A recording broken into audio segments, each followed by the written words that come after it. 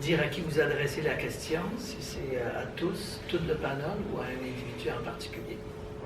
Donc, on a un bon petit 20 minutes pour échanger.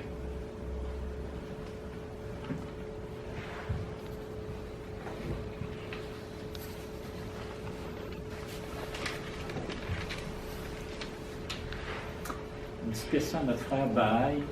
Où en sont les démarches pour la langue universelle? Pour la langue universelle. J'ai senti chez les Bahaïs. J'ai rentré des longs voyages.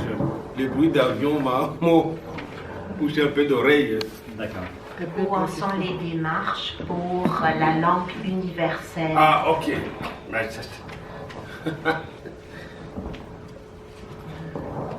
En fait, le principe de base, c'est que s'il y a une langue universelle, c'est sûr que les gens vont vivre en harmonie parce que la transmission de l'information, les courants vont passer. Et cette langue-là ne peut pas être imposée par quelqu'un. C'est une langue qui va partir selon les concepts, selon la façon dont les gens vivent.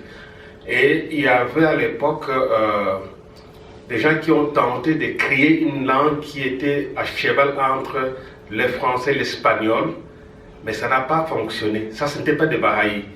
Mais de plus en plus, on est en train de constater que l'anglais est en train de se démarquer. Ça ne vient pas de l'imposition de quelqu'un, mais ça doit partir d'une certaine dynamique interne parce que c'est la volonté de Dieu. Et ça ne dépend pas des Bahaïs. C'était le concept que si le monde trouvait une langue commune, c'est sûr. Et ce n'est pas les Bahaïs qui doivent imposer cette langue-là. C'est pas tel ou tel autre, mais ça partirait et les gens vivraient cette expérience-là. Et la réalité, c'est qu'aujourd'hui, de plus en plus, on est en train de constater que l'anglais se démarque des autres langues. Partout où tu passes, dans n'importe quel pays, au moins tu as la chance de te faire entendre en anglais que dans d'autres langues.